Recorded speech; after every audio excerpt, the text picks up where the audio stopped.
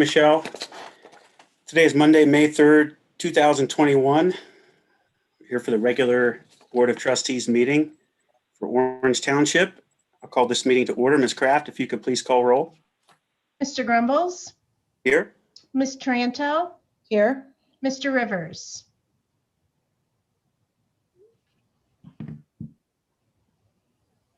Mr. Rivers?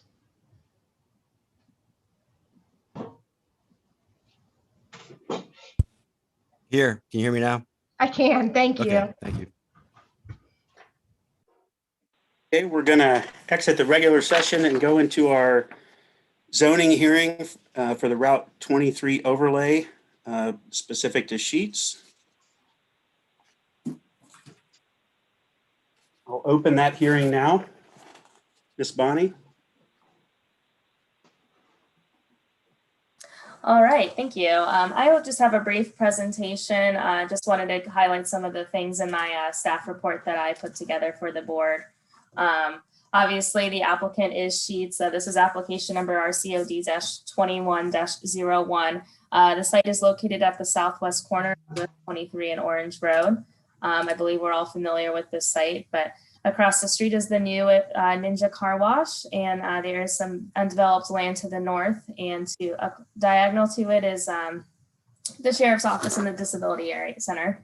Following that, the Route 23 Corridor Overlay District. So this site is in the commercial office sub area within the overlay, and a car wash, convenience store, and filling station are permitted within this sub area.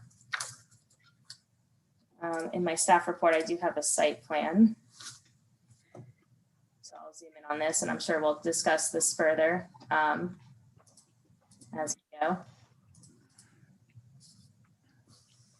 But all the structures that are on this as the fueling station, the canopy, and the car wash do comply with our setbacks.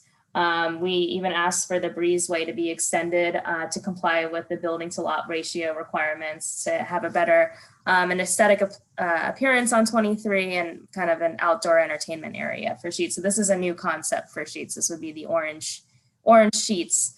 As far as the architectural elements, we are working with the applicant to enhance the elements on the Route 23 frontage. They are complying with the pitch roof requirements. They are using natural materials.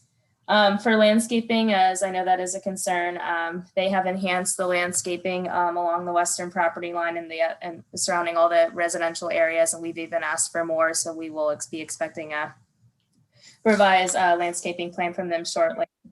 As far as access and walkability goes, there will be a multi-use path along Orange Road and Route 23. Full access is provided on Orange Road, and then a right in, right out access on Route 23. These accesses were approved by ODOT and the county engineers. There will be cross-access agreements in place, and the case for the southern property is developed in the future. At the time my staff report I put together, there are 7 divergences. However, we are working with the applicant specifically and related to signage.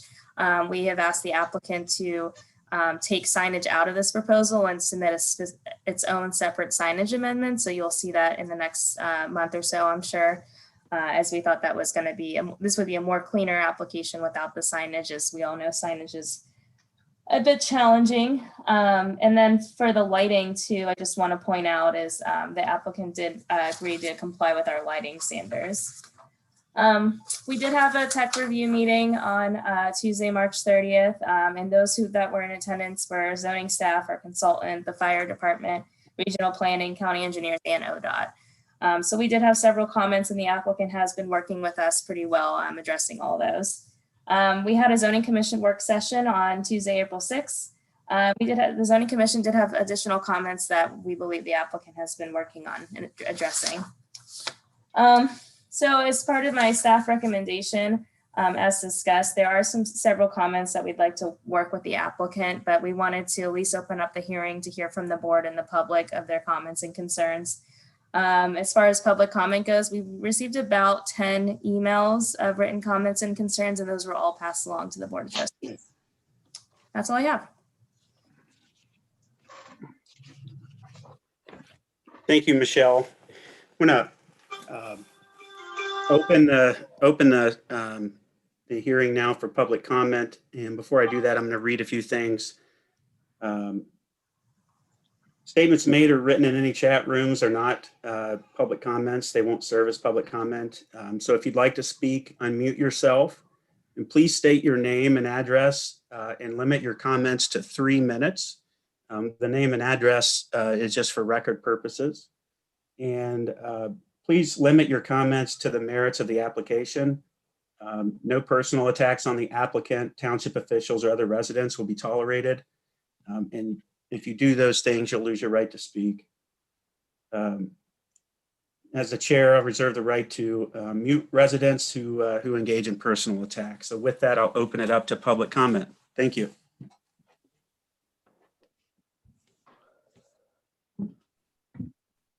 Good evening. Can you hear me? Yes. Yes. Okay. I'd like to make comment. My name is Bruce Bachman. I live at 877 Matthews Brook Lane in the Deep Run community. And I am presently serving as the president of the Deep Run HOA. So I am representing the concerns of the Deep Run residents. We certainly appreciate you affording us this time to convey our concerns. As a majority of the homeowners have expressed concerns and are objected to the parcel at the corner of Orange and Route 23 for a Sheetz gas station convenience store. Based on the objectives of the overlay plan for Route 23 corridor, as well as the Route 23 strategic guide, the Sheetz gas station convenience store doesn't seem to be an appropriate use of the land at the corner of Orange and Route 23. We have some main objections to this proposal, and I'll briefly state those so that at least you can understand our position. In the immediate area, there's presently many gas stations, convenience stores, fast food restaurants, and car washes. The Sheetz facility will present, in our view, a traffic hazard for Orange Road, as it's not designed to handle the volume of traffic this facility will drive, the additional traffic. The present intersection has seen its share of accidents in the past, and we feel it's likely that to increase based on this additional volume of traffic. We, the residents of Deep Run community, 96 homeowners, and neighboring residential community housing, see a decrease in the quality of life and attractiveness of our serene neighborhoods, which is in direct conflict, we feel, to the Orange Township trustee state objective of, by approving the overlay, the Orange Township trustees have assured their constituents of an orderly plan that will both protect the quality of life in the area and make the corridor a destination. We're confident that there are many other commercial uses that are more appropriate for this property, which will enhance the tax base and contribute to our great community we have here. I moved to Orange Township from Dublin 5 years ago, and Dublin has been pretty vigilant in their development of the city and protecting homeowners from this situation. I know Powell and the Orange Township community have a lot of natural, beautiful neighborhoods that should be, I think, of primary concern to protect their appeal. Developing complementary businesses that drive revenue growth while maintaining the appeal of these beautiful communities should be of the utmost importance. Thank you for your time, and we greatly appreciate that you carefully consider the long-term impact of this decision. Thank you.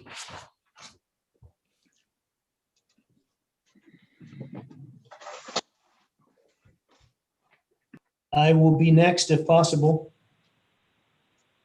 My name is Don Reif. I live at 7195 Slate Bend Drive. That is in Delaware, actually very close to the location here, 43015. I'm the owner of the Ninja Express Car Wash and Detail Center. So as you can imagine, I'm not very thrilled about this application for several reasons. A couple being the fact that we opened in February of 2020, only to be shut down due to COVID and I think some poor choices by the Delaware Health Department in the initial dealings with COVID. Fortunately, they were allowed us to open up 3 weeks later. So 2020 was not the best year to open. So we've been open a year. Things are starting to finally turn around. Business seems to be a little better. And now we're faced with the Sheets with a car wash coming in across the street. We have currently 35 employees. We mostly employ local college kids and high school kids. This could hurt their, Gary? excuse me, Go ahead, Don. Sorry. this could potentially hurt their employment. It is already hard enough to find personnel as it is. Obviously, we made a substantial investment on this corner and still have investment to finish. My understanding was, and Michelle, you can correct me, whoever, there were never to be any gas stations or drive-throughs on all four corners. That was my understanding. And it appears that we're going to get a gas station on the opposite corner or the corner across the street. I was also told no access from 23 and orange access to the property that Sheets wants to get into was somewhat limited. Now they have access from both points. So you can imagine how I feel after being told these items. So that's my statement.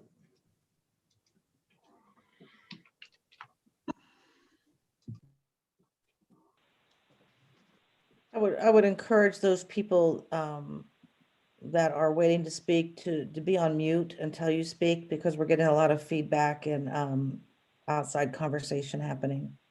Sorry about that, Don.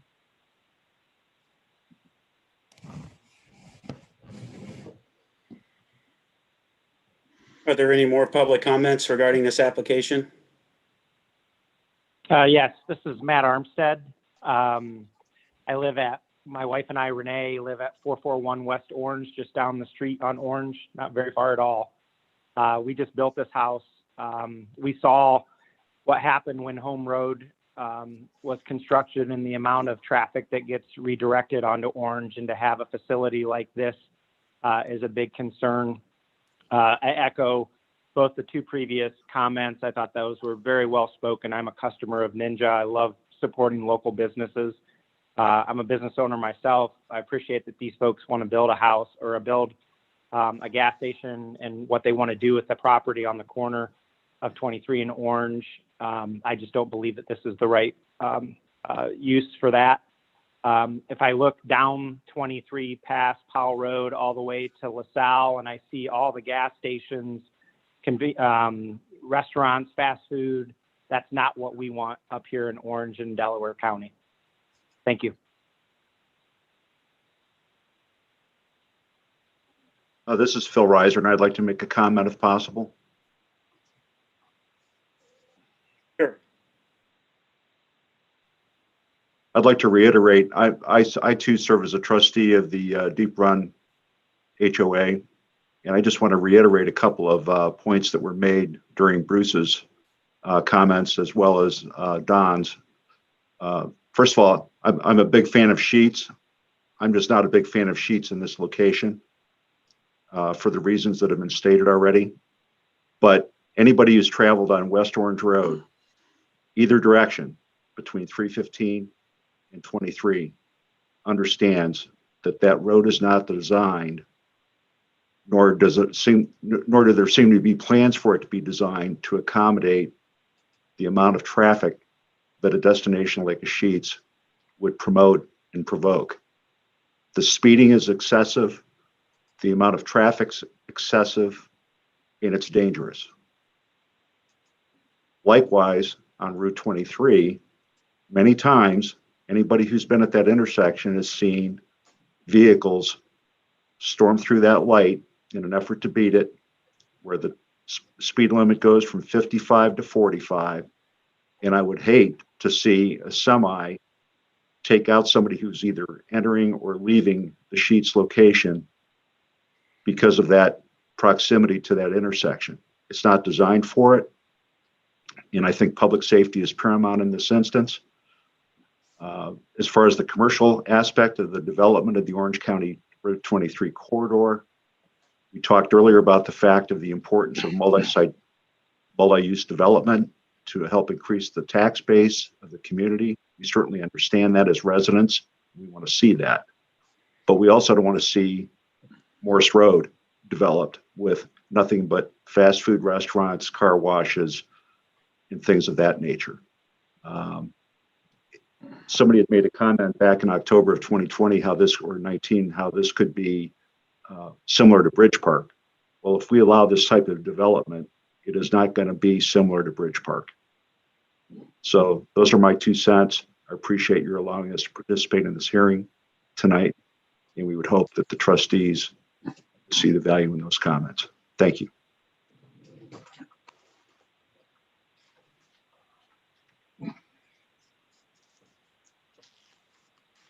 All right, any other public comments?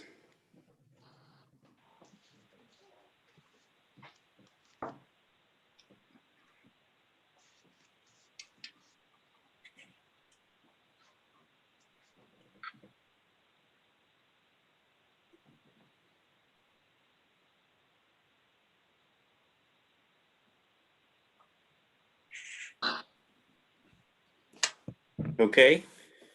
Hearing none, we'll move forward. Michelle, do you have any more items to present from a staff standpoint? No, I do not. Okay. I would invite Sheetz, if the folks from Sheetz to present if they'd like to. Yes, thank you very much. My name is Frank Petrozello. Excuse me, I'm the president for development for Skilk & Gold. I have with me tonight Beth Kottner, who is our project manager on this project. Also, Mike Cassell, who is the development manager for Sheetz for Central Ohio. I also have representatives of our civil engineering firm, CESO, Roy Blessing, and Joe George, in case there are any specific questions that any of those individuals could answer. I want to be clear about what we're building here.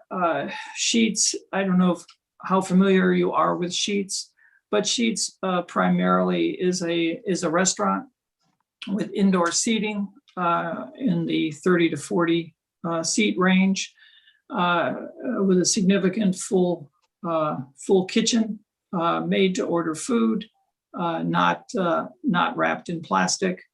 Sheetz is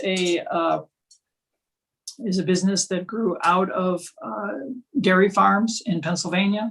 It is not coming from the oil industry that rushed to put food in their locations. Actually, Sheetz has always been involved with the food industry, restaurant industry, and has only added fuel at some point for customer convenience.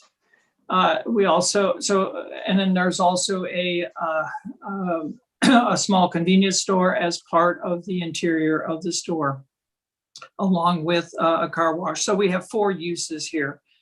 We have a restaurant, a convenience store, a fuel station, and a car wash.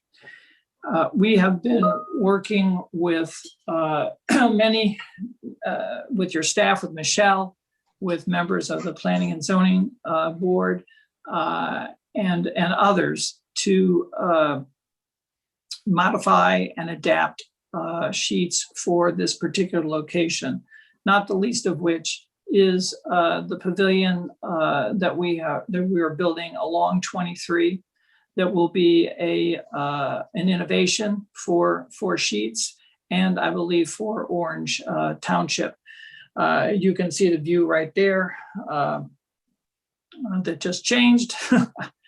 That shows the over to the left the fenced metal fenced area that comes out to the intersection of Orange and 20 and 23. And then the next view, as you saw, was the view along 23 with that pavilion on both sides of the building. And if we could just keep going around the building, that would be great.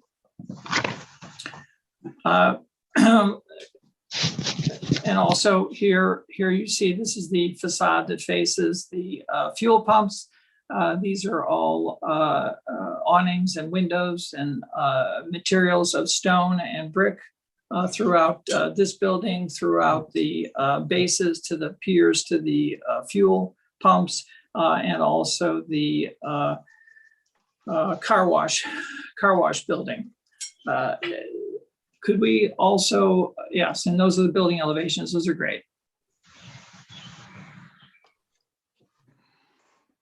Here are the building elevations along with our pavilion that will include seating and also covered walkway from the multi-use path out at the corner into the Sheets entranceway. Could we look at the landscape plan, please? That's a good landscape.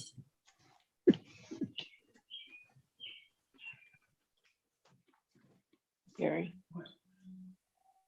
It's a 30 Well, seat. Oh, there it is.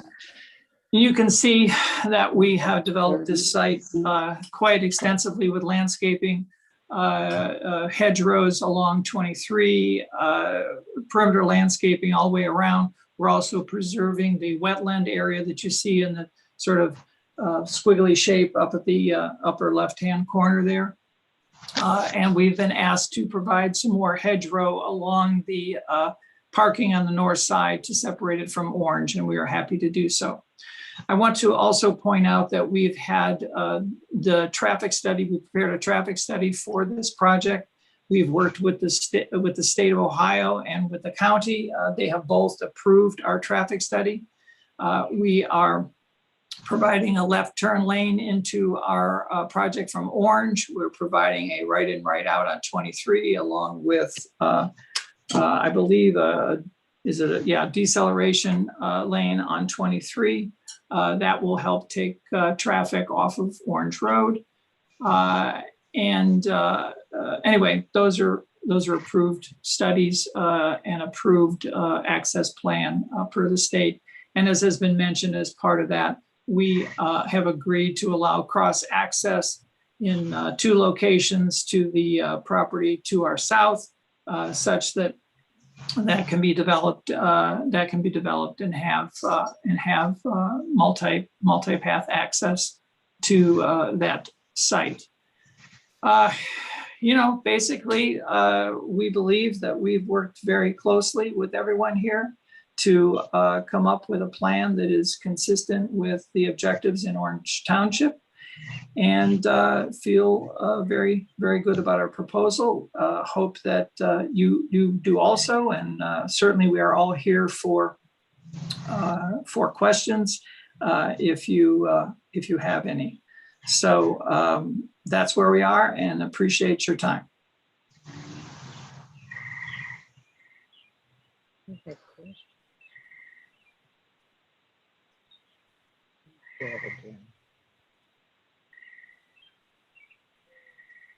I would like to make a quick statement or point talking about the entrance. I'm sorry. I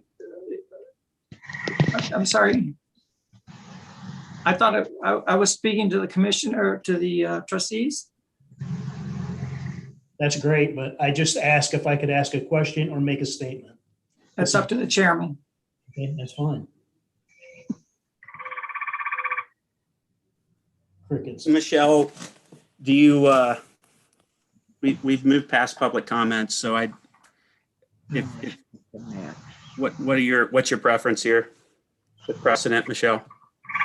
I mean, it was my understanding that we did close public comment, but we can reopen it if it would be. No, I want to go ahead and keep it closed. I know the applicant is presenting. Are you done, sir, with your presentation? Yes, I am done. Thank you. Okay, I'd invite the Board of Trustees to share comments.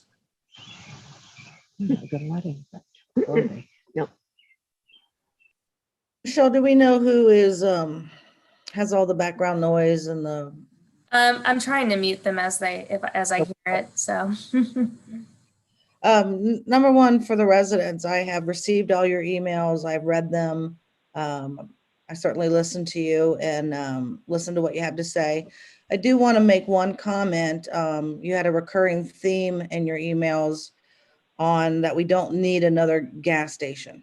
And then you list all the ones that are in the area. Unfortunately, the zoning does not pick and choose what business comes to an area. They only receive the applications and base it on the submittal. We live in a free market. I can't choose to tell people they're not allowed to put any more pizza places in the area. Or another McDonald's, I get that one. So I just want you to know that that really is something that's not addressed here. It's not part of the zoning. It's not something that we do. So I just wanted to clarify that. I had some concerns, and I'm going to wait until we come back also. I have some real concerns on the safety of the two intersections. We just had Orange and 23 redone because of the safety issues at that intersection, all of the crashes. So I have some real concerns there. I had some concerns. You wanted to go from 3,000 to 11,000 lumines for the lighting. I did not care for that. I had some concerns on the signage, but I understand that we are holding off on that. I have some real concerns on the privacy, the buffering, the mounding between the business and the neighborhood to the west. I don't think it's enough. I think Sheets has a great reputation. I like what you do. I like your product. I'm certainly not against you as a business at all. So please don't take it that way. Not at all. My other concern is the noise, not only from the business, but from the car wash. I deal with it on a daily basis, it seems, noise from another car wash that faces a neighborhood. And it's a real headache for those people that invested in those properties. So for those neighbors to hear the noise from I believe it's the blowers from the car wash, I can understand their concern and how frustrating that would be for them. So that's another of one of my concerns.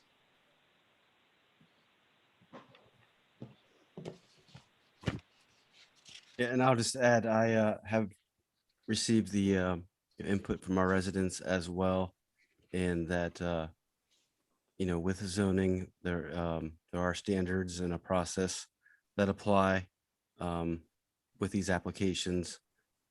However, as far as concerns and different things to look at in working with the applicant, hopefully we can get those addressed.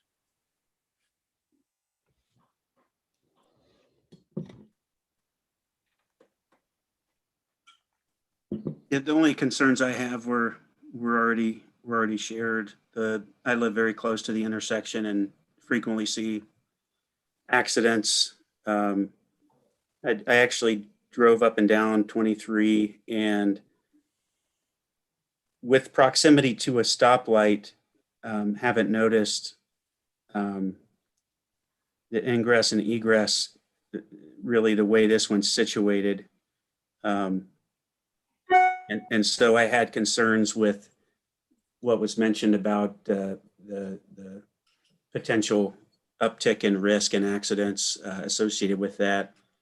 The other concern I have is that we have real trouble with congestion already on the road, and so because of the absence of a substantial turn lane coming off of 23 going southbound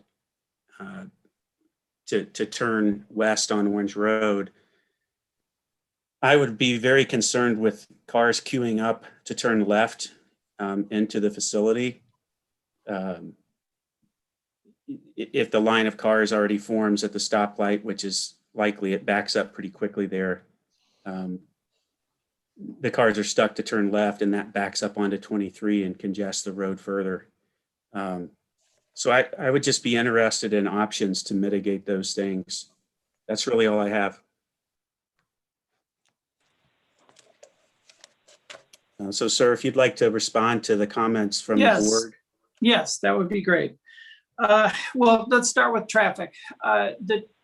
We have done, as I've said, we've prepared a traffic study per the specifications of the county and the state. We have submitted that.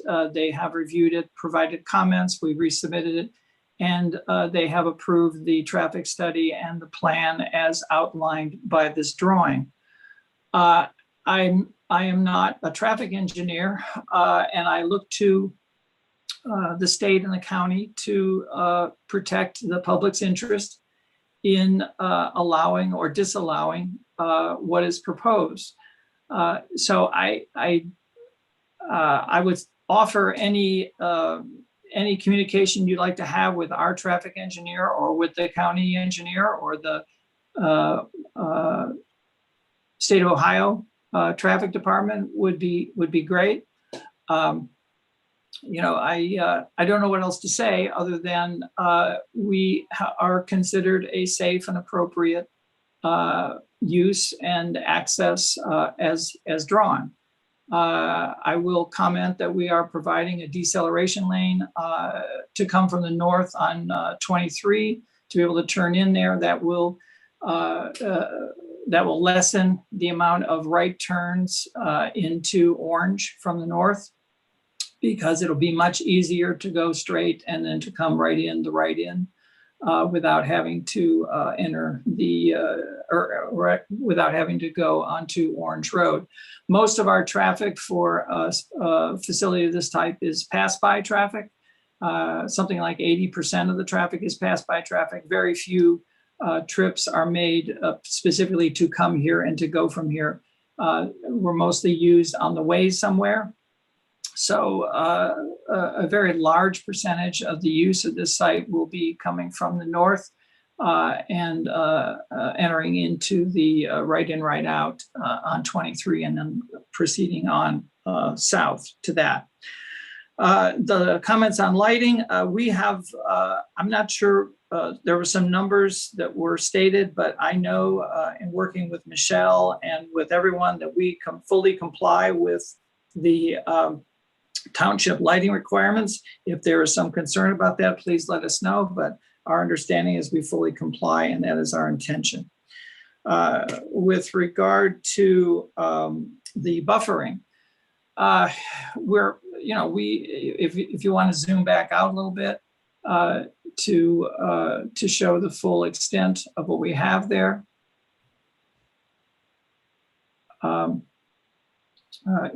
We've got quite a bit of buffering around here. We're happy to talk further about the west boundary, maybe some increased mounding or whatever is appropriate. Now understand that there are some significant grade differences. This facility is up almost 20 feet above the grade to the on the property, the center of the property to the west. So we're already up high, and we could easily add buffering because we have, as you note, could you zoom out again, please? We have, if you zoom out, yeah, we have not developed this property. We've not covered every bit of paving here. With the property, there's quite a bit of open space and space for buffering. So like I said, if there's some concern about the west side of this property, we can work with the trustees and with staff on increasing the buffering there. Now, as far as, and also along Orange if necessary. With regard to sound from the car washes, I think that if there is that concern, I think additional, the mounting that I'm discussing, the increased mounting, I think I know would help buffer that.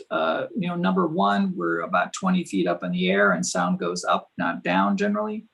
So if we provided some further mounting to the west of the car wash, that would further deflect the sound up. So I believe through design, we can further reinforce our buffering there.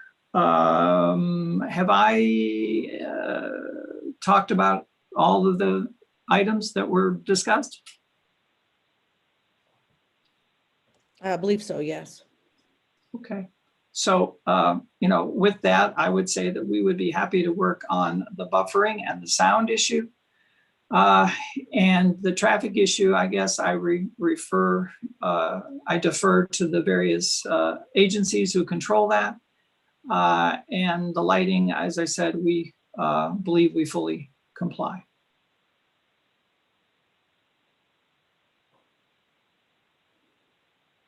Okay, thank you. Just as a formal reminder here, we've closed public comments. And I know that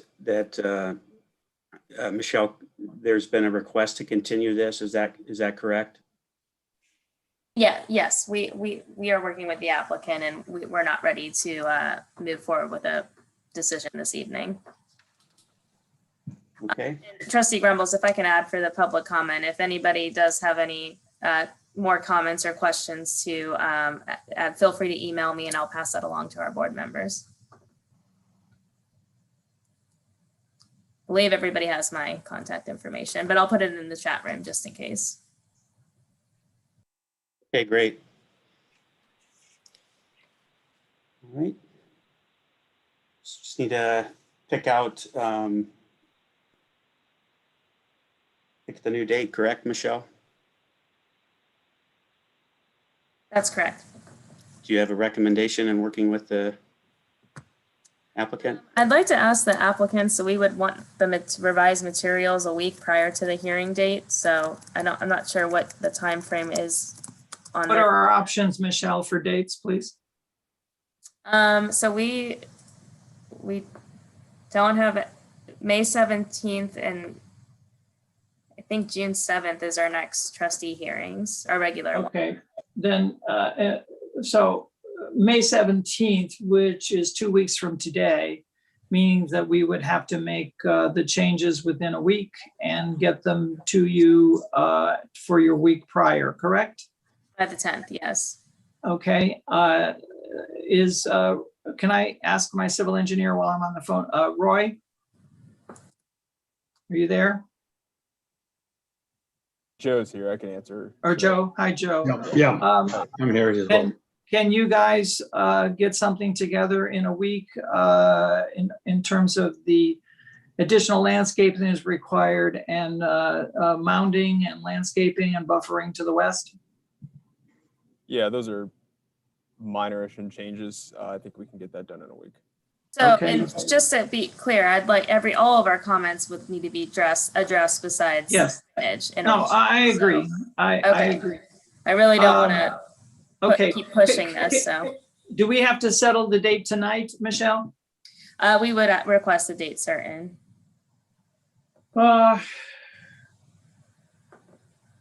And the next date is June, I'm sorry, June. Trustees, tell me if I'm wrong or anybody. I think it's June 7th because of Memorial Day, right? Is that correct? Yes, June 7th. Okay. Well, may I ask this? Would there be opportunity for us to provide some some drawings, Michelle, that you could distribute to the trustees for some comment. In other words, if we take the longer date, I don't want to take the longer date just to make it easier on my consultants. I would take the longer date if there's a way for us to have some dialogue about whether or not the trustees think we've solved the issues or not. So I think such if we that, take the longer date, we can work together and solve those issues. okay, that's what I would like to do.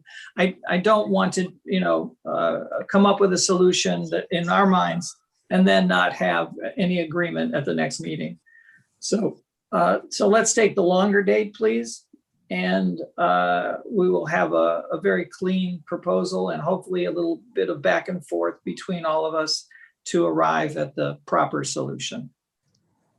Real quick question, there will be outdoor dining? There are some outdoor seats, yes, under the pavilion part that we're building. And also there's a few seats, if you want to zoom in a little bit at the building.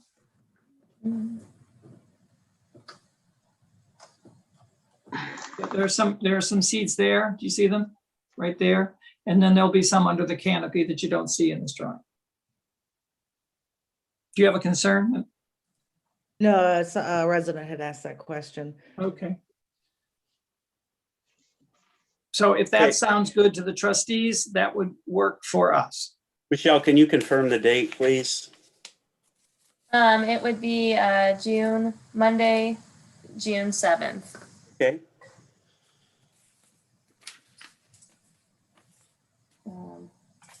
Where is- Make a motion to approve resolution 21-142 to continue the hearing date for RCOD 21-01, the Sheets application, which will be held on June 7th, 2021 at 6 p.m. via virtual meeting.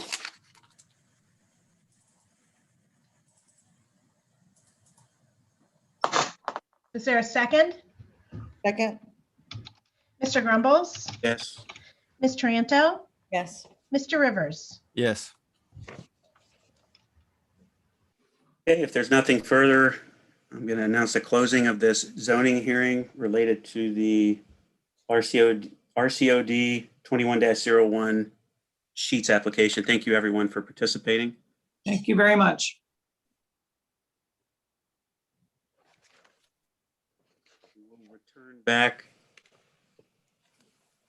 to our regular agenda here. Make a motion to approve resolution 21-143 to enter into executive session I object. to consider I sent over a letter submitted to our board as well as Brian Zetz of Isaac Wiles earlier, a cease and desist letter.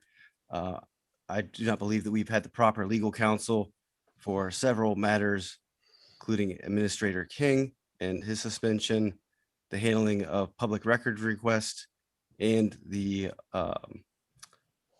investigation by the Office of the Investigator General's office in regards to a board member. I believe Trustee Grumbles should have recused himself from the last meeting and should recuse himself from the meeting tonight. Thank you for your objection. And based upon the letter that I submitted, there are two items that I'm going to ask for tonight. Based upon the Mr. Rivers, the investigation that we have agenda with the Inspector General, changes are, I'm point of gonna order, ask for Mr. an opinion Rivers. from the prosecutor's Point of- office. please that I mute can Mr. actually go Rivers. forward. Please mute Mr. Rivers immediately. I'm being muted. You're going to be muted if you do not follow the agenda. I've called point of order. Your objection was noted. We're going to proceed with the meeting. And if you don't want to proceed with the meeting and you're disruptive, then you'll be muted.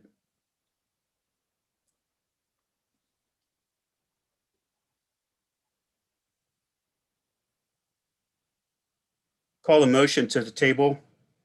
Make a motion to approve resolution 21-143 to enter into executive session to consider the appointment, employment, dismissal, discipline, promotion, demotion, or compensation of a public employee or official, and to confer with an attorney for the public body concerning disputes involving the public body that are subject of pending or imminent court action. Second, Mr. Grumbles, Yes. Ms. Tranto, yes. Mr. Rivers. Abstain. All right. We'll enter into executive session. I'd like to have all of the legal counsel on the call attend. Fiscal Officer Kraft, Trustee Taranto, Trustee Rivers, Trustee Grumbles, and our Fire Chief, Chief McNeil.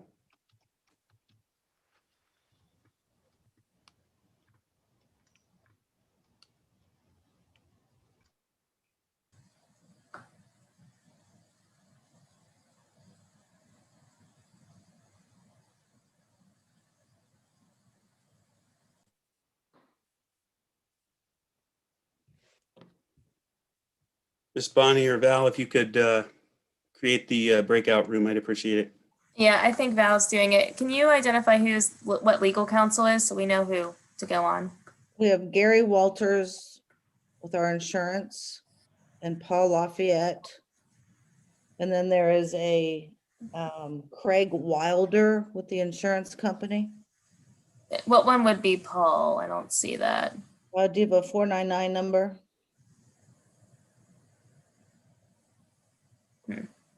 I'm not seeing that on here. Are they in the lobby by chance, Michelle? No.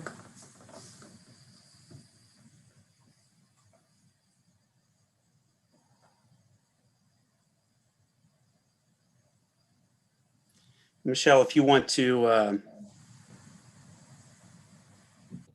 Val, you're creating the break room, right? Or the, Yes. okay. Oh, Paul's coming in now. okay. And if you don't mind, while we're in executive session, Michelle, if there are any parties that are on the call, we can speak with them about the purpose of why they're in the room. Okay? Okay. All right, thank you.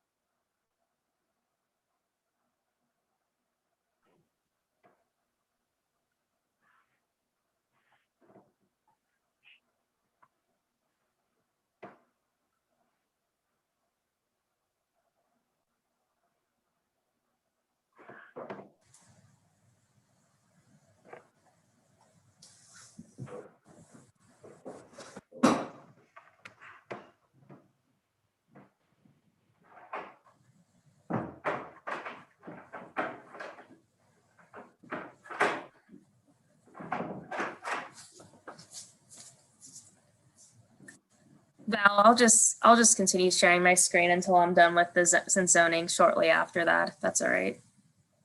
Yes, thank you. And Gary, if you can hear me, you should have gotten an invite for the breakout room.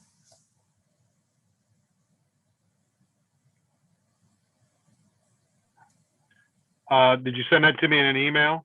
No, it would have come up on the Zoom application. Okay. Something different. Yep, I just got it. Okay. Okay, thanks.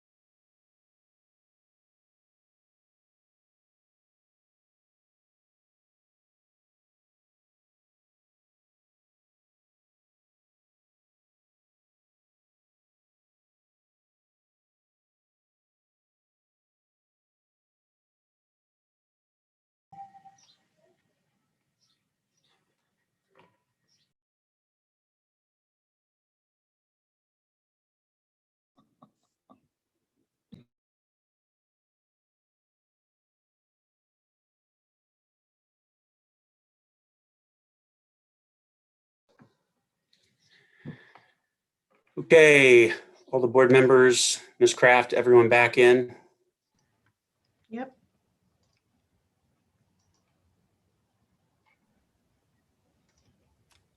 Make a motion to approve resolution 21-144 to return to regular session. Second, Mr. Grumbles, Yes. Ms. Tranto, yes. Mr. Rivers. Yes.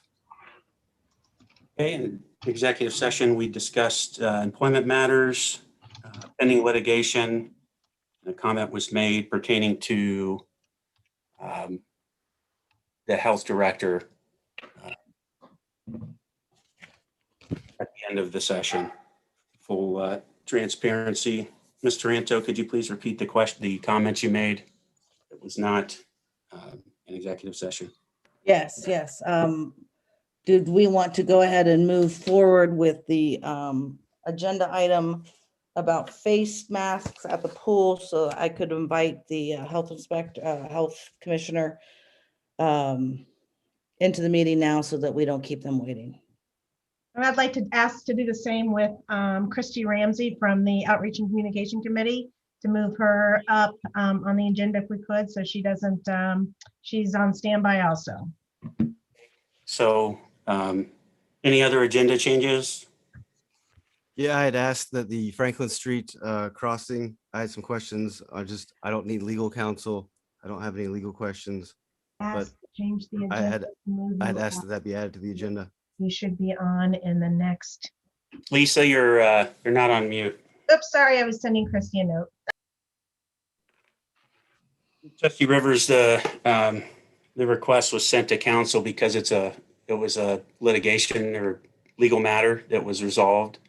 And before opening that up as an agenda item, I wanted to get their recommendation. And Mr. Betts, our legal counsel, offered to discuss concerns, and there was no response I'm aware of to that. And per his advice, do not want to discuss that in open session until the comments or positions are vetted with him accordingly as our representation. Yeah, there's a hearing coming up June 1st.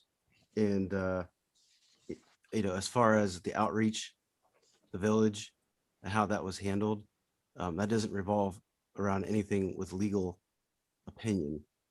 It came to us as a township. In the past, we always followed the same protocol in outreaching to the good people of the village. So there's an internal list that always went out before anything went on the agenda. Was that list used when this was put on the agenda? Actually, I had asked Andrew to use that list and he did not do that. Okay, Andrew wasn't here when that went on the agenda. It was when it was going on the last time. But this is, anyway, I'm not discussing it. It's not on the agenda. Let's move on. I don't have any desire to not inform the residents. This matter predates all of those agenda items. It's been an ongoing matter with discussion with our legal counsel for months and months and months. And so there were multiple opportunities to utilize the contact list or listserv predating my role as chair when this matter was discussed repeatedly. And the protocol of always of this going on the agenda was not followed. It went on an agenda that came out Friday, was voted on Monday. And one of our board members, actually, if I heard it right, made the comment that she think we were voting on it that night. Actually, I found it in Andrew's emails and he was adding it to that meeting and I had to follow through on it because it was a time sensitive. And we were very clear that our hands were tied, that we had to move forward. Unlike at the meeting where we decided not to accept that offer, you were actually quite firm and stern with those residents that you were not happy that we weren't moving forward with the offer, if you remember that. No, the offer, as far as the settlement and the terms of that, and this I know is felt from many of the parties, that there is no way the Franklin Street crossing should be closed until Home Road is completed and Green Meadows. So as far as the closing of the crossing and the eventually it being closing, there was debate over that. However, there were several things that would need to be considered before it's officially closed. And there is no reason that we had to accept that settlement at that meeting. There should be a public hearing, and the residents in the village should be able to have their chance to speak up on that settlement and have a seat at the table.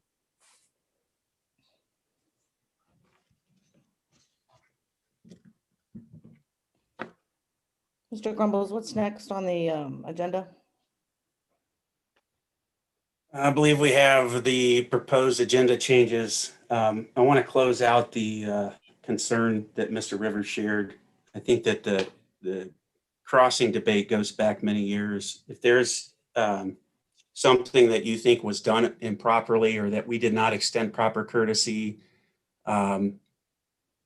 leading into the meeting, the reason that I invited our prosecutor to discuss this with us is because there were multiple meetings where this was discussed, and the decisions that are and the comments and concerns that are being expressed now and the positions are not consistent with those discussions. So if your position or your There was no concerns, public comment even allowed at that meeting.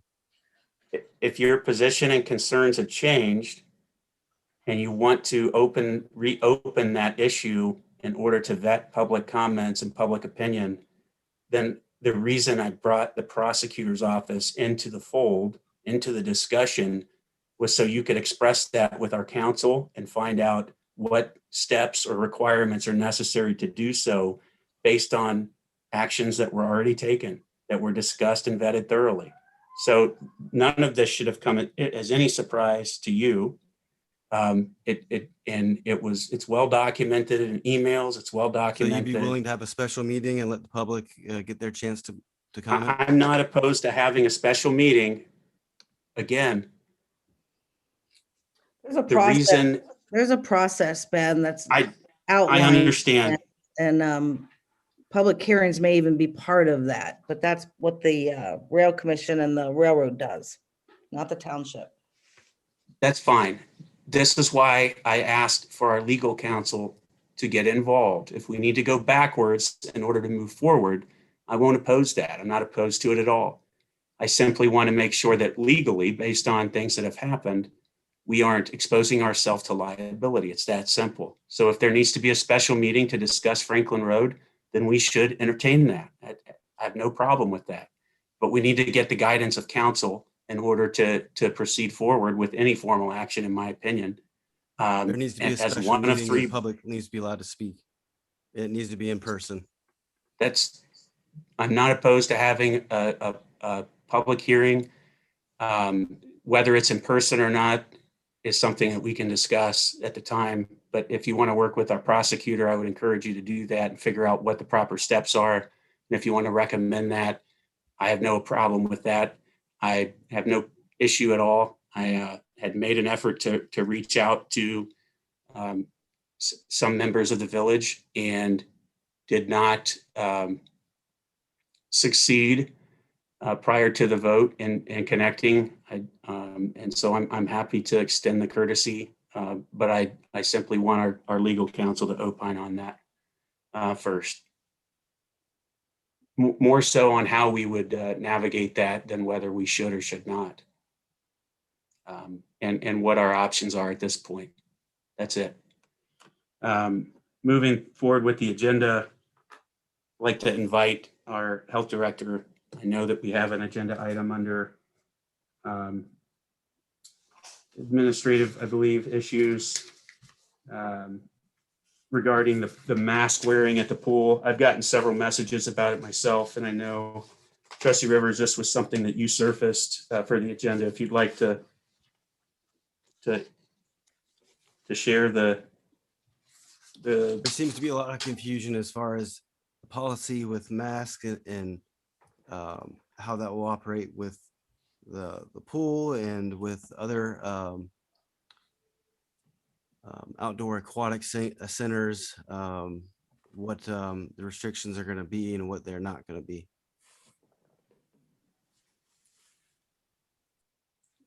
think the expectations were posted based on guidance that our staff received from the health department itself. It's pretty standard across all the aquatic centers from what I understand. And so with them here, I'll let them explain what the expectations are. Thank you, Sheila. Well, thank you for inviting us this evening. Jen Kagi is our Director of Community Health. She's our regular representative to Orange Township, and Sheila Hiddleston, your Health Commissioner. Just wanted to follow up. I understand that Carrie Sanders, one of our EH team, has sent some information over. You all know that the Director of Health rescinded most of the orders that were in effect last year that were specific to pools. However, the mask order does stay in effect. It basically says that if you're outside and you're able to safely socially distance, which is 6 feet or more, that you don't have to wear a mask, but at any point that you are closer than 6 feet, if you are able to wear a mask, you should. So around the pool, basically what we've shared with people is that when you're obviously in the pool, you should not have a mask on. If you're walking to the pool, into the pool, you don't need to wear a mask. But if you're standing in line at the concession, when you're coming into the pool, you should have your mask on. Obviously, if you're walking in and going to the restroom or something, if you can safely wear one, we would certainly recommend that you do that. I know that I went back and read some of your Facebook comments because I believe that that's where some of the questions are coming from. And I know, and as I read those, I know people are thinking, well, how does this make any sense whatsoever? But the mask orders are still in effect. So I think we all, need to accept our responsibility to do the very best we can to continue to follow those guidelines. Obviously, we're all going to make our own decisions about our health, the health of our families, and what we feel comfortable doing over the next few months as we continue to vaccinate more and more people. Obviously, that makes it safer for all of us to do things without our masks on. Jen and I are sitting here 6 feet apart. We are both vaccinated fully. I'm not divulging HIPAA because we're both okay with sharing that with you. We're not spending a lot of time together this way. But if people feel comfortable going to the pool, we do ask that they wear their masks when they're going into the area and out. I think one of the questions also was, well, what about the children when they're in the pool itself? Obviously, no masks in the pool whatsoever. That would be very dangerous. And someone said, well, how do we keep the children from, being closer than 6 feet? Obviously, each parent's just going to have to keep an eye on their own child, just like you do anytime that your child is in the pool. We would encourage you to stay with the group of people that you came with, the people that you know. Again, you know yours and your family's health the best and who you feel comfortable with them being with. Obviously, people should not go to the pool if they're not feeling well. If we put somebody on isolation or quarantine, they should not be at the pool. But your lifeguards have to be watching the safety of the people at the pool related to the water. And then each of us individually have to be watching ourselves for trying to stay, that social distance. I don't know if that really addresses the questions, Trustee Rivers, Taranto, or grumbles that you're getting from your community, but that's kind of what the current guidance does say. So I'll take a shot at summarizing. Essentially, when people are coming into the pool, when they're using the restrooms or accessing our concessions, it's simply a recommended best practice that they wear their mask. You're not going to sit there with a bullhorn and scream violation or cite them or nothing. No one's going to get, tased or anything like that. Is that correct? The health district is not going to come to the pool and check out. We're not bringing a yardstick or anything like that. If we get complaints, we'll do like we do for any other business. We're going to let you all know that we're receiving complaints. We're going to let you know that what the violation is according to the person that's complaining, and ask that you continue to remind everyone that this is what the rules say. We recommend, like for your concession area, if you can put a sticker on the ground to remind people to stay 6 feet apart. Now, the guidance does say if you're 6 feet apart, you don't have to have a mask on. But I think what we all know happens, and you all have a beautiful pool. I've actually had the pleasure of being there when my sister was in visiting not too long ago. Well, 2 years ago with her children. We brought them down there. If people are going to stay 6 feet apart when they're waiting in the concession line, then technically they don't have to have a mask on because they are outside. But in that specific area, I don't know how realistic it is for people to stay 6 feet apart. So if they can keep their masks on while they're there waiting in line, that would be preferred. But as long as they're 6 feet apart, they don't have to wear a mask while they're outside. That is what the guidance says. But no, we are not coming down with a yardstick. If we get complaints, we are going to reach out to you all and let you know that we're receiving those complaints. Okay. And just to summarize one other component, what I heard and understood is that if people are active to and from the water, moving around the water, whatever, that there's no need for them to wear a mask. Quite the opposite, they should not. That is absolutely true. We definitely don't want people having masks on in the water. That would be very, very dangerous. So if they're sitting out on your lawn and their group is 6 feet away from other groups, no need to have a mask on. When they get up to go into the water, no need to have a mask on. It's really in those areas where they're going to be in close proximity with people that they don't know that they should put a mask on if they can. And obviously some discretion there. If they go expecting to be able to socially distance, then they're not going to wear a mask.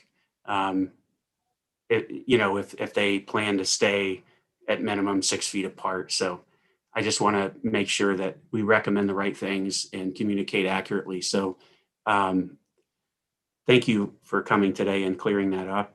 Oh, you're welcome. And also remember, in order for someone to be a contact, it has to be within 6 feet for more than 15 minutes. And so, if we would get a report and somebody is positive and we say to them, where were you in the last 48 hours? And they say that they were at your pool, we're going to ask them, who were the people that you were within 6 feet of for more than 15 minutes? And that casual walking by someone, that's not a contact. Okay, good. Well, I think this will help our residents a lot. Okay, great. Thank you. Did you have anything to add, Jen? I think Ryan had added it to the agenda. Was there something else that he wanted covered? I know you don't have a crystal ball, obviously, but do you think with the guidelines as we get into early summer in June, that there'd be more changes where they may be lightening up? Ryan, actually, I do wish I had a crystal ball. I do have one, but it doesn't work. It was given to me several years ago when I first became a health commissioner. I am hopeful, in Delaware County is the #1 county in the state for our vaccination rate, not just obviously the ones that we've given, but the number of our residents that have gotten vaccinated. We've been very fortunate to be able to provide those 16 and 17-year-olds vaccination. I understand that very shortly the FDA is going to approve Pfizer to be given to 12-year-olds and up if their parents want them to be able to get that. So the more people we can get vaccinated. I am of the understanding that the governor is now looking at vaccination rates in addition to the number of cases and hoping to maybe relax some of those rules. So I'm hopeful that as we continue to see the cases go down and those vaccination rates go up, that we'll see some lessening of those. And we all know that being outside is better than being inside for that transmission of the disease.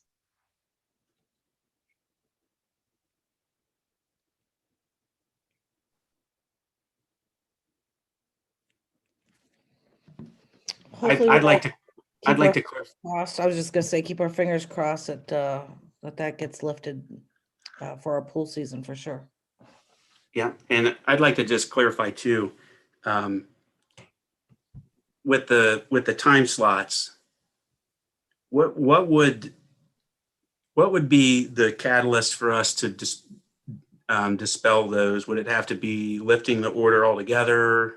What would be required for us to do away with that administrative task? Yeah, I think right now the reason for the time slots is to limit the total number of people that are there so that you can safely socially distance. So I would say that as long as the guidance is still there, that we're supposed to try to keep less than groups of 10 and keep those groups 6 feet apart until that is lifted, it's probably going to stay the same for keeping the number of people down at any given time. Okay. Well, thank you for your time tonight. Appreciate you both. and your patience. Thank you. All right, bye-bye. Bye. All right. Ms. Ramsey, I see that you're on. If you would like to join us and present your 2021 goals.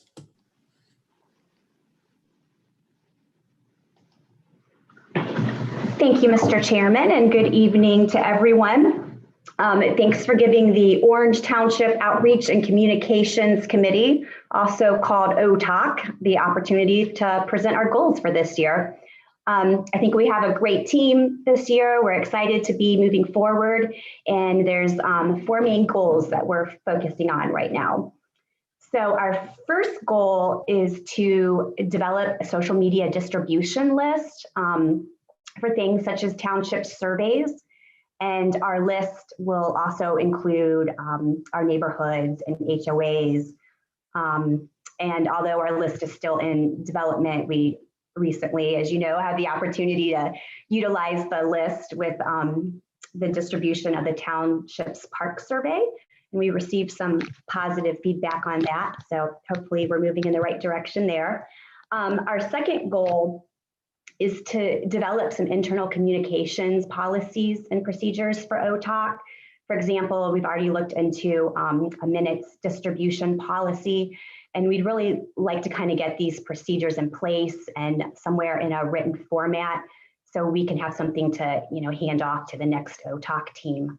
So we're looking at some structure. And our third goal is to implement committees. We think this is a great opportunity to get the community engaged. And I know you all feel the same. So our plan is to have 1 to 2 committees in place by the end of this year. And we're going to discuss this more at our next committee meeting. And lastly, our committee members are excited to serve on the steering committee and assist the township with the parks study as directed. And I just want to add that we appreciate all of the feedback that we've received from the trustees and Ms. Kraft, and we'd appreciate your input as we move forward on these projects. Thank you. Thanks, Christy.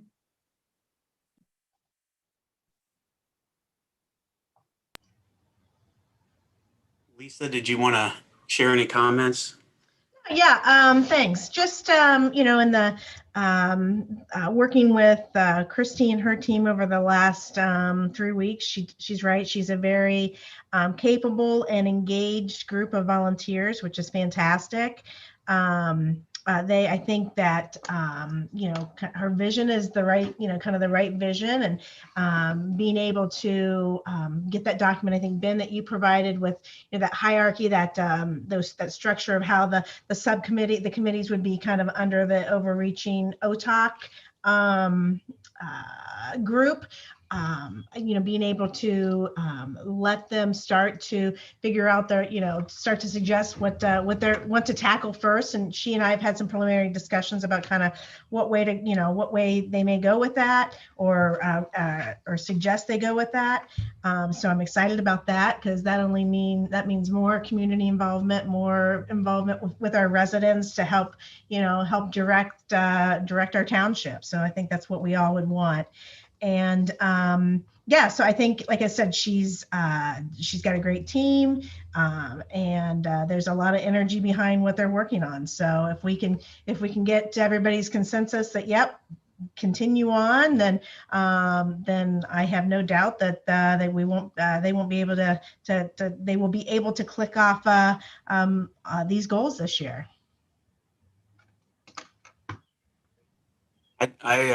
The only thing I would resurface from, I think, the first or second month of my term, when we talked about this, I worked with the staff and the directors to look at how the OTOC group would really support their endeavors and kind of take some of the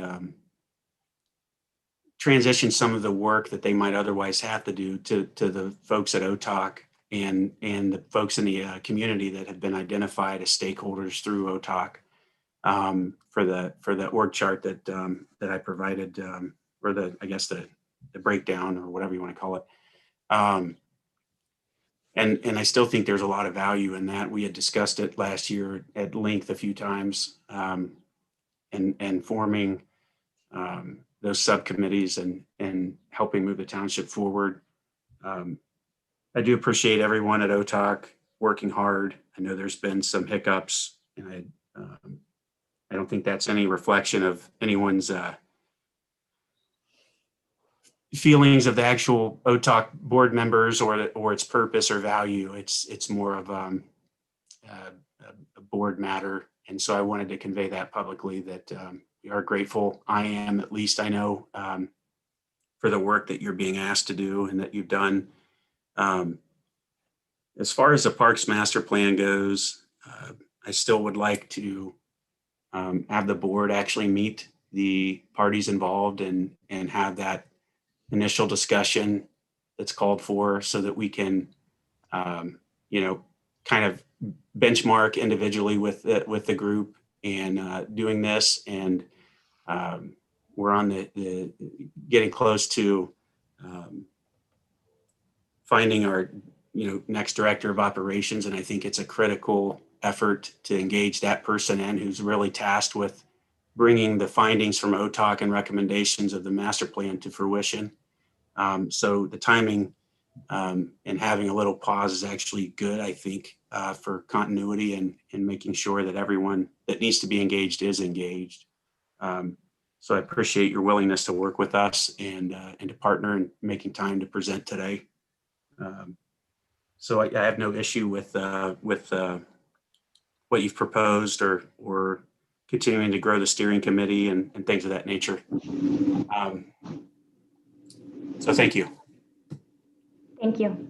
I should have mentioned, Mr. Rumbles, I have an email and draft right here. I'd spoken with Branstetter and Carol late last week about them presenting to the board, and the idea was we would just wait and get them in front of you folks when the new director of ops was in place. So hopefully after tonight, then we can try to get that scheduled. I wasn't sure what a start date might look like for that person. Okay, and I know that the one gentleman whose contact information or that I reached out to has suggested having individual meetings with board members just to kind of get a direct idea of what each of us individually, our individual vision that they could document and keep in the tool chest, if you will, to share with OTOC and the steering committee. So that's what I was referring to. I do think there's value in having them present at a board meeting, though, for the general public, and to kind of open the process formally as part of the surveys and things going on right now. Okay. All right, well then, I guess I'd just like to ask, do we have consensus on the goals as presented for the Outreach and Communications Committee? I have no issue with them. My consent. Could you send those to me via email just so I have them? Yes, I'll put them in the consensus item also. Okay, thank you. Ms. Taranto? Yes. Mr. Rivers? Yes. Thank you, Mrs. Ramsey. Thank you.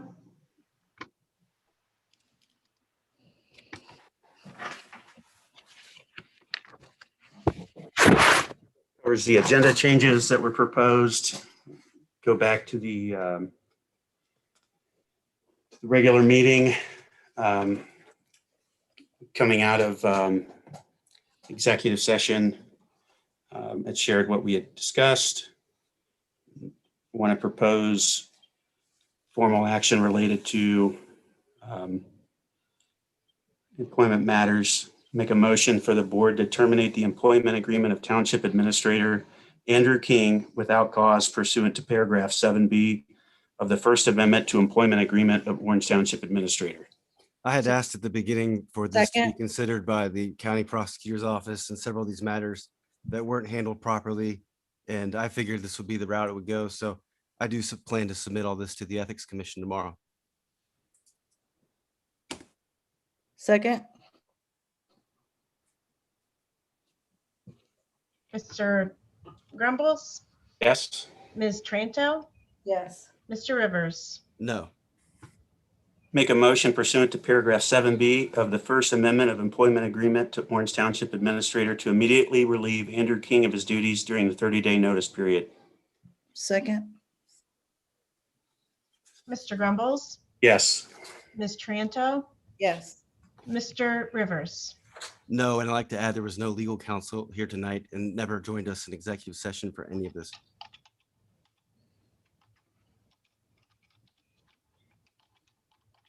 Right. So that takes us to, those are two resolutions that put us at 147. Is that correct? Yes. Okay. So there's no consent agenda items.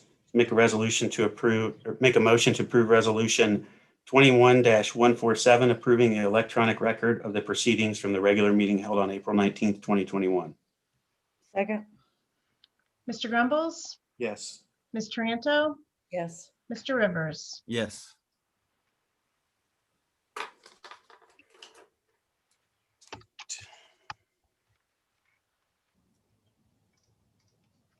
Okay, we need to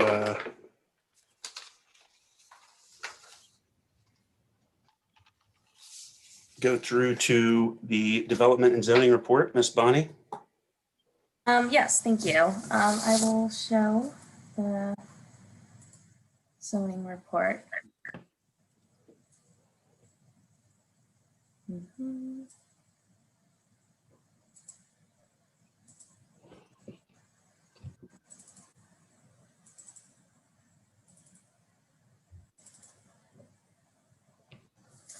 So this evening, we did discuss the Route 23 application regarding sheets, and that was tabled to Monday, May 7th. Following that, for the meetings report, Tuesday, May 11th, we have our first hearing on rezoning application number zone-20-03. That is a property on South Old State to split it into 3 lots. I don't see any concerns at that for this rezoning for next week. Following that, the trustees have a special meeting date on May 19th at 7 p.m. or 6 p.m. excuse me, for rezoning application number zone-21-01 of the North Farms condominiums. The legal notices and mailings will be sent out this week regarding that hearing notice. Following that, on May 20th for BZA, we will have, I believe it's 4 applications now, yes. One for a variance for an in-ground pool. And over at Evans Farm. And the second one is a variance application for an attached garage on a farm residential district. The third is another area variance for a swimming pool over in the North Farm subdivision. And a fourth is another area variance for a swimming pool over in Wilshire. So it is pool season and we have a lot of variances that we're working on. And then the last item on the zoning report is to schedule the trustee hearing for application number zone-21-02. That is the independent living on South Old State. And just another update for the board, our zoning resolution rewrite requests for proposals are due this Friday. So we will be expecting to see a lot of RFPs by consultants submitted to us this week. And we have established a rating team and we will get started on identifying the top candidates. So we're excited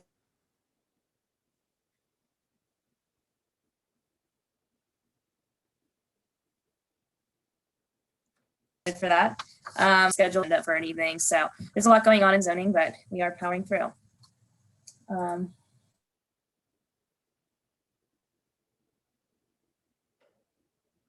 Trustee Grumbles, I thought the board has any questions regarding the meetings. I didn't hear the proposed date. If you made one, I apologize if I overlooked that. And it looks like the system's a little glitchy right now too. Oh, sorry, Ben. I can hear you now. Were you able to hear me present? I did hear you present, but the date I did not hear for the real property design. Oh, well, we have to schedule that hearing date this evening. Correct. So I didn't know if you had a date that you. Oh, I'm sorry. Yeah, and that's actually the third item on the report, but I talked to the applicant. We have received several public comments via email, as I'm sure most of the trustees have received already. I'd suggest also doing a special meeting date for that. We did ask the applicant to provide sample condominium documents as part of the zoning commission recommendation. So he'll need time to put that together. But we would be looking towards end of May or first week of June. Sheets is the first week in June, right? Yes, she's Seventh. now June 7th. Mm-hmm. For a special meeting.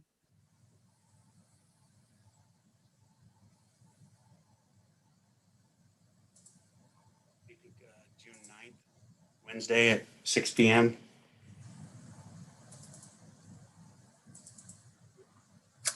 Is that fine with the board? Any Is concerns?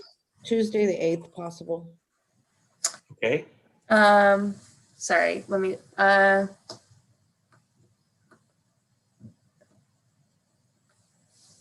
I might have zoning commission that evening.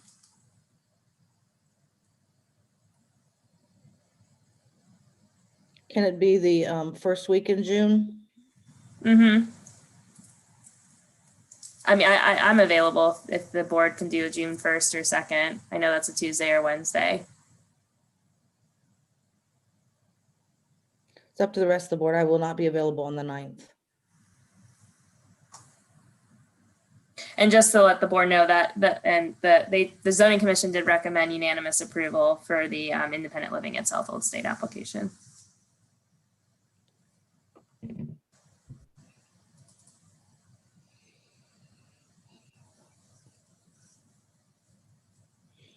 So is a Tuesday better for the board or a Wednesday or?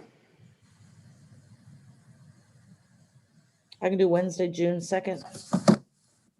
Trustee Rivers, that work for you? I can do June 2nd. Okay. Wednesday, June 2nd at 6 p.m.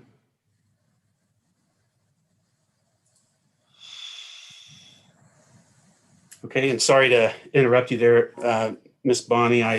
The connection fizzled a little Oh, bit. no, that's okay. I should have put that after the meetings report. So that's on me. No problem. Do you want to, okay, well, I'll motion now. Make motion to approve resolution 21-148 to set the hearing for zoning application 21-02, Real Property Design and Development LLC, to be held on Wednesday, June 2nd at 6 p.m. in a special meeting. Second. Mr. Grumbles, Yes. Ms. Tranto, Yes. Mr. Rivers. Yes. Okay, and I do have one other item on the agenda, and this is a little bit of a newer idea. I sent the board an email almost 2 weeks ago at this point, but I would like to consider offering our planning and zoning intern Brett Wimpkin a full-time position as a zoning inspector here. I did have some ideas of restructuring staff, and I believe that we do have a need for the position.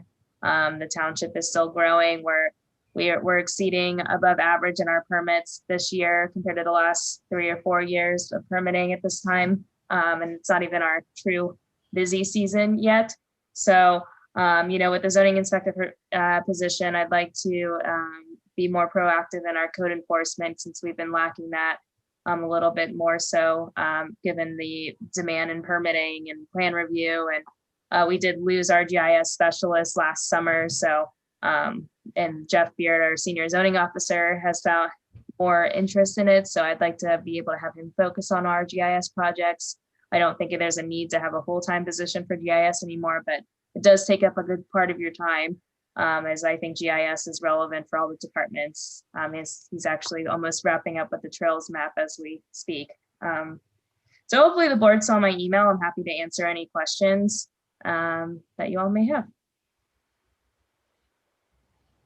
And I think I've seen some paperwork around Mr. Beard and taking his coursework and such, moving along in that regard. So how's everything going there?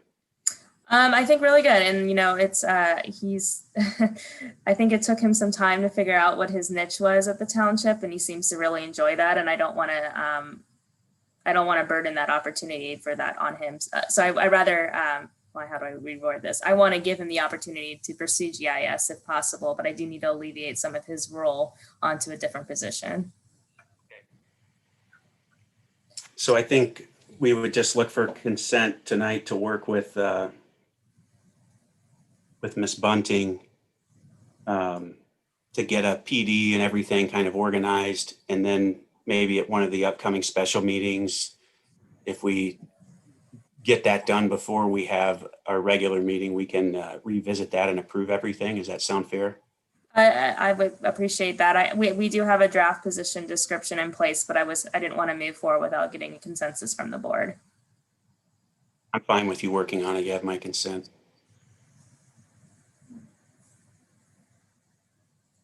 The other board That's fine. members? Yes. Well, I really appreciate it. I think we're very fortunate with the staff we have in the zoning department, and I'm happy to say Brett is one of our best interns we've had, and it's exciting to be able to give him the opportunity to work with us long term. So I really appreciate the board's consideration. Okay, thank you. Brings us to operations.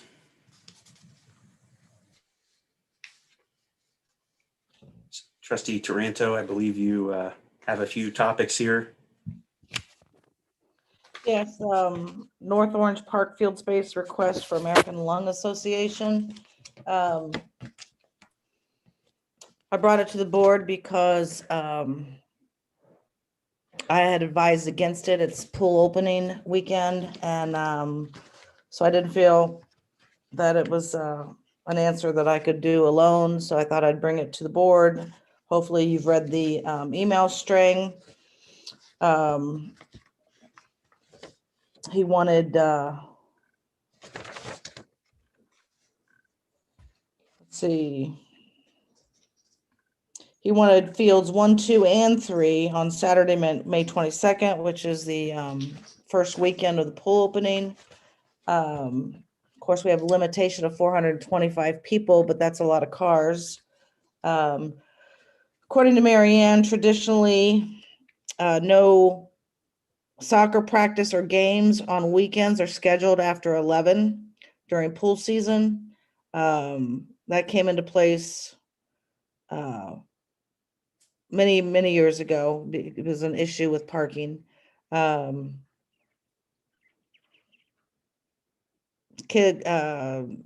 Kelly also brought up the point that kickball is usually played on a baseball diamond type field, not soccer fields. It's concerned if there'd be any harm to the fields. But really, what it comes down to for me is I'm concerned about the opening weekend of the pool, and we already have so many rules and regulations. I'd like it to go as smooth as possible. I certainly would love to support the American Lung Association. I did give him alternate times and parks, but he had his heart set on North Orange on that date. The only concern I have is precedent, and I know that we have never done this, and there's open request for field time at those same fields that we've restricted due to the pool operation. And so it'd be hard for me to say we can make an exception here and then not turn around and subsequently rent out the field space and impede the pool operation. And that would set, a string of actions in place that when we return to operating under normal circumstances or what have you, we could potentially get ourselves into a tight spot. I saw some of the email correspondence that you forwarded with Mr. Kelly, and so that's kind of my position on it. If we have alternatives, I would love to find a way to support the effort. I just don't want to set precedent here and have to deal with the recourse according to exceptions. Wasn't there an individual that wanted to speak tonight in regards to field use?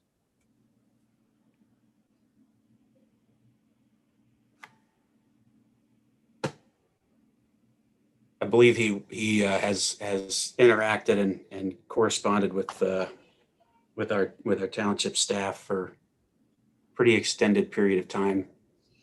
Trustee Rivers, and was forwarded all of that correspondence by 2 staff members, and feel pretty confident that his questions and concerns were answered more than once. And so, it's not an agenda item, and related to his specific concern. If there needs to be an agenda item, we can work that into a future meeting. If it's something that the board wants to change from field use agreements or so on. I think it's a topic that the Parks Master Plan group is already planning to tackle. And with a new, potentially new director of operations, it'd be a good time to baseline on expectations going forward. But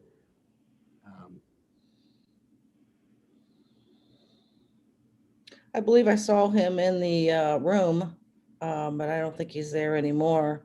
So Ryan, I believe, I can't find the email. I'm sure it's in here. He copied all of us. Did you respond to him?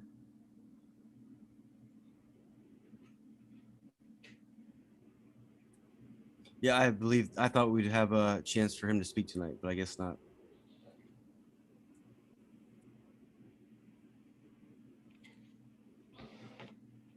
I think we've had public discussion about the topic more than once as well. And if I read the email correctly, it pertained to a similar request where there was desire to utilize those fields while the pool is open and operating. And the concern that I just expressed applies to both that request and this existing request for the kickball tournament.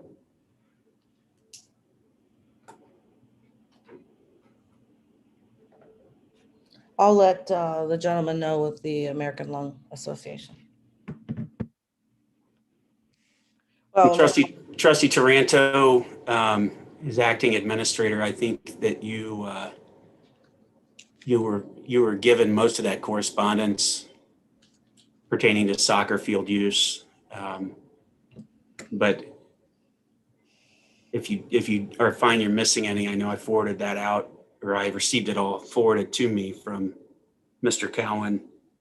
No, I don't know if I have all that. That was from Bill was still here when all that was happening. Yeah, I know I shared the update in the meeting a couple of meetings ago, and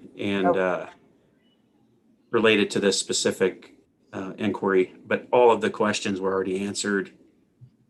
Some of the concerns or accusations were already addressed by Mr. Cowan.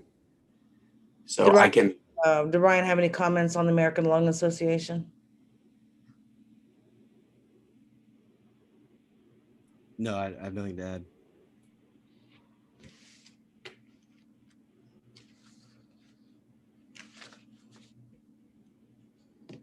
So, Trustee Taranto, when you respond, I would just say that we want to be inviting for the other facilities that would better accommodate the request.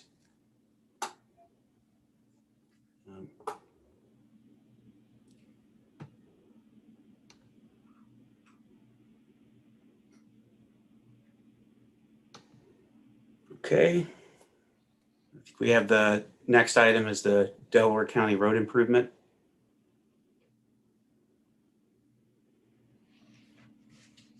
Trustee Taranto. Yes, we were forwarded the contract by Delaware County office. It's just a contract that I believe we accepted it at the last meeting, and we need to sign the contract. The trustees do.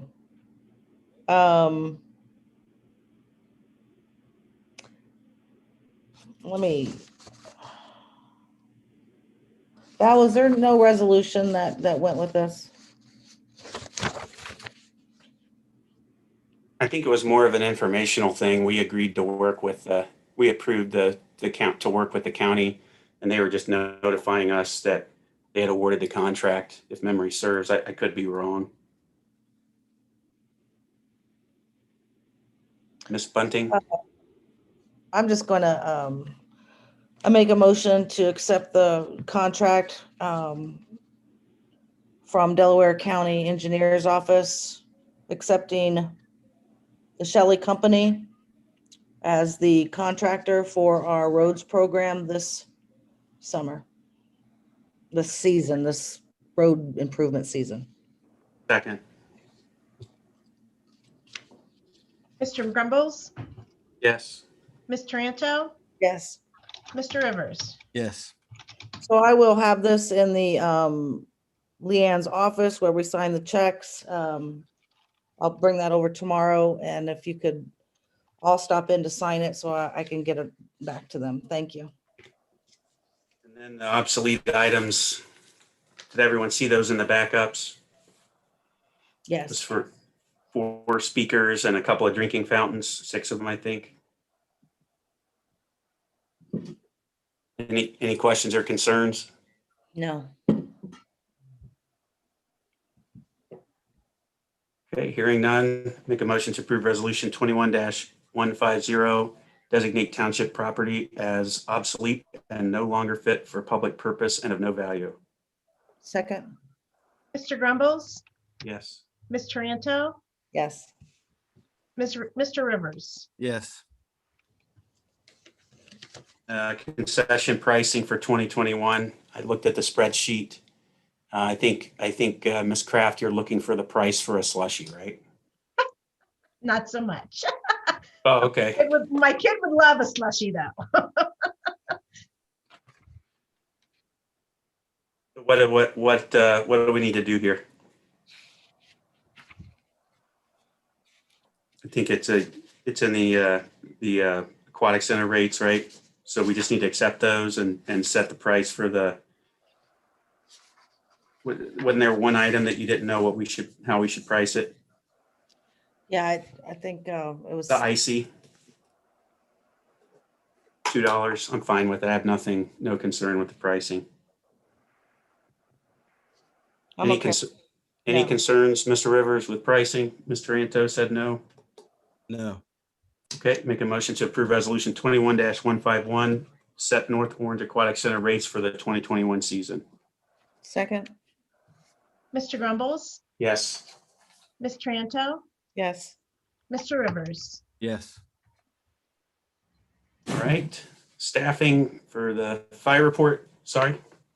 Chief McNeil. On the pool concessions, have we made a decision if we're accepting cash?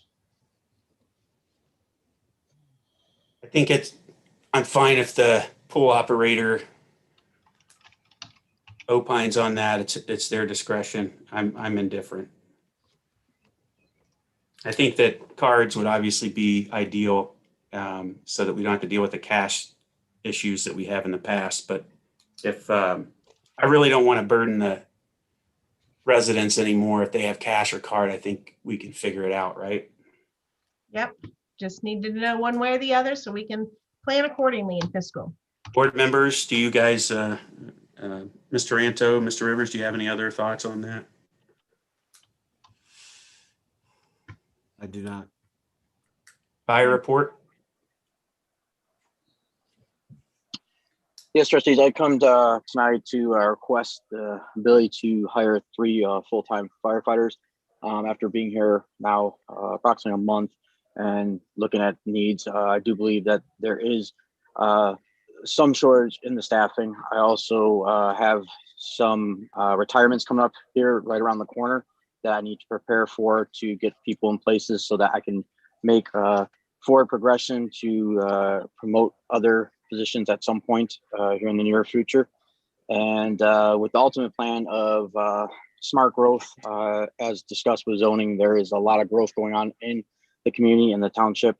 And I know at some point we're going to keep growing. So I'm putting a plan together to sit down with each of the trustees to discuss further staffing concerns and way forward.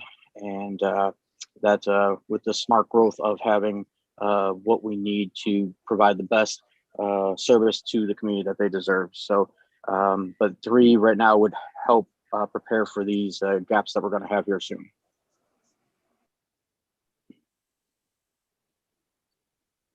Chief, no concern from me. The only concern I really have, I know, looking at the data previously, was with overtime disparity.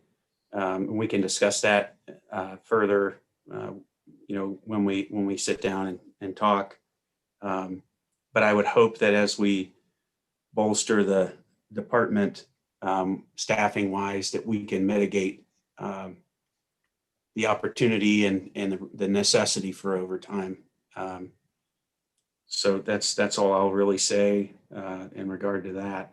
But I know that this has been a long discussion. We've had some turnover and we've had issues with retaining part-timers. So I understand that there's staffing concerns. So I'll support your judgment and give my consent. I do think that we should formally pass resolution here. So I'll let the other 2 There's a board resolution. members opine on that. There's a resolution there ready to go. Okay. She has it as a consent number, so she just needs to change the number. It'll be I changed it on my paper already, so I've got the numbers right and everything. Thank you. Any other concerns from the board? Ms. Kraft, I know you looked in the numbers too and thought that this would be in order. Yeah, I mean, it's fine.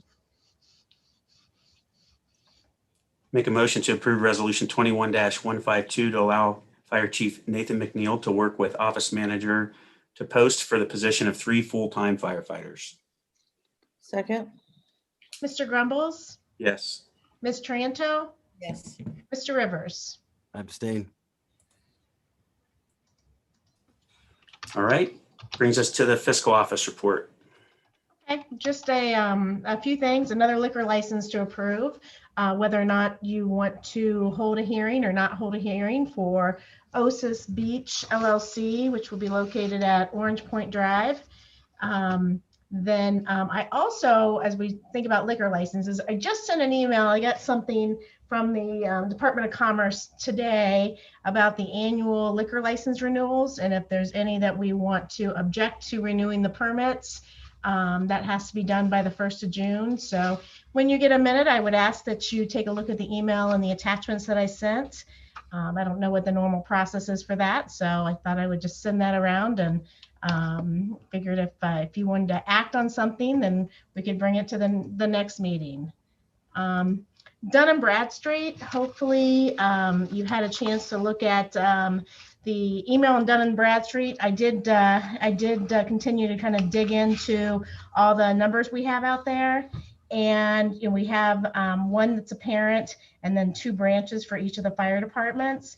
The point of contacts for these are Jim Pagan is for our main parent, and then Tom Stewart is for the other 2 branches, which are the 2 firehouses, as I mentioned. So I'd like to just get, I know I get feedback from Debbie that she was good with moving forward, adding myself as point of contact and trying to add 2 others, which shouldn't be a problem. So I can add, probably makes sense to add the office manager and the administrator as points of contact, just so we don't run into this again as far as having these old folks associated with our Dun & Bradstreet information. So just those are the 2 things I have for consideration.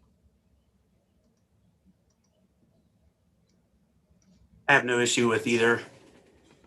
So you have my consent for both to not hold a hearing for the liquor license application and then pursue the necessary efforts with Dun & Bradstreet.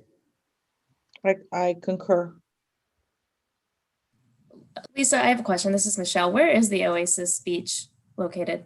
It is 459 Orange Point Drive, Suite B. I can bring a copy over to you when we're done here tonight if you want. Okay, thanks. Mr. Rivers, do I have consensus on either of those items? Yes.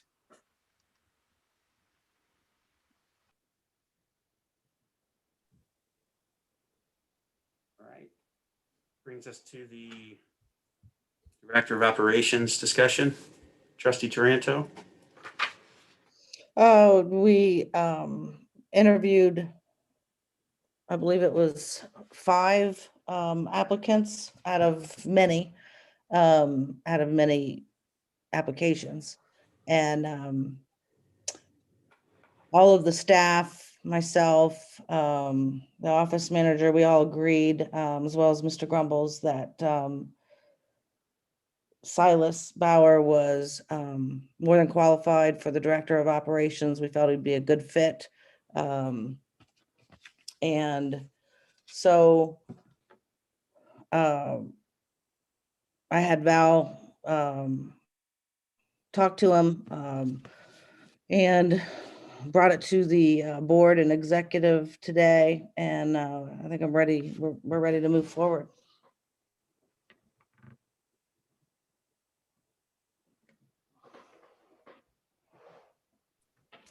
Has our HR Comments? representative done all of the pending background work that you typically would do with that new hire?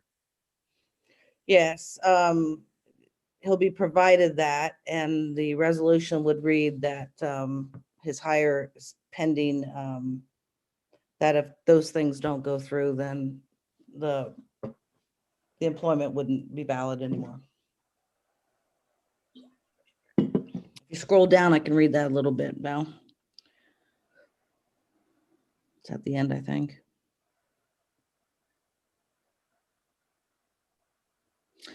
It's contingent upon the appointee satisfactorily completing a drug screen, physical exam, background investigation, and PRADCO assessment.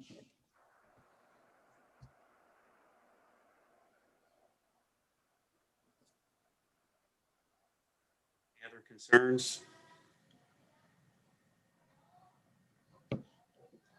No, I look forward to, he's going to hit the ground running for sure. So I look forward to him getting started as soon as possible. Of all the resumes we received, I know from the very beginning, his resume really stuck out. I enjoyed speaking with Mr. Bowers. He brings a lot to the table.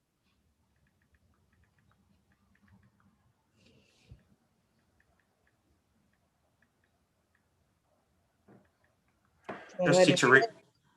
What's that? You want to go ahead and read it, or? Yeah, I mean, I can, or you can. It's up to you. Is it, what is the resolution number? 153. I move the adoption of resolution 153, appointment to full-time position of Director of Operations and establishment of compensation. Do we read the whole resolution on this one? I think we have in the past. Be it resolved that Silas Bowers is appointed to the exempt full-time non-bargaining unit position of Director of Operations effective May 7th, 2021. Be it further resolved that this is an administrative executive position exempt from any state or federal requirements of overtime pay. Be it further resolved that the compensation for this position shall be an annual salary of $93,000 to be paid in equal installments upon the basis of a 14-day pay period. Be it further resolved that the compensation for this position shall also include the standard employee benefits package for all full-time non-union personnel modified as follows. Upon verification by the City of Powell, Ohio, that the appointee has a currently accrued balance of unused sick leave by virtue of his employment by that political subdivision in the amount of 160 hours. The appointee shall begin service with the acceptance of 160 hours of sick leave. Notwithstanding any other resolution of the board, the employee shall be entitled to 3 weeks of vacation time during the first year of his employment, which may be taken once he has completed 6 months of service after his date of hire. Be it further resolved that appointment to this position is contingent upon the appointee satisfactorily completing a drug screen, physical exam, background investigation, and PRADCO assessment.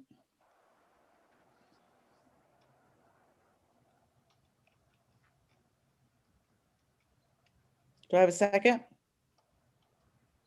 Second. Mr. Grumbles, Yes. Ms. Taranto, Yes. Mr. Rivers. Abstain. I look forward to Mr. Bauer starting, and I think he's going to bring a lot to the team, a new and different dynamic than what we've seen in the past. Not what we saw in the past was great, but I think he's really going to bring a new dynamic to the whole staff and departments. And it's not an easy job, both roads and parks. But I think he's up for the task. So I'm looking forward to seeing him get started on Friday. And then the last item is pertaining to the website notification system.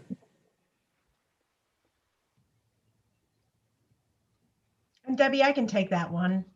I'm not sure what that is. Okay, that's the email I sent out on the website feedback. So Oh, I'm sorry. each have received that's you each have received that. And Mr. Rivers could probably speak better to this than I could, but what I understand is Civic Plus is not able to bring over our current notification system, or they said they could, but then could never come up with pricing or a way to do it, is kind of what I'm understanding. So Guide has proposed 3 different options with Amazon Pinpoint, and then one with Amazon Pinpoint plus Jetpack CRM. And then, their comments were that they feel that implementing this system will be the cheapest long-term solution. They are because it's implementing a system that Orange Township will have full control of. Instead of paying $500 per month plus to MailChimp, for example, will be charged for utility scale rates only. So these are the recommendations that they have. If you haven't had a chance to look at it, I mean, this is one of the long poles in the tent that we need to wrap up as far as the website conversion this, along with those other few that I sent. I know, Debbie, I did get your bio, so thank you for that. But this is one of the big items that a decision is need to be made on sooner versus later.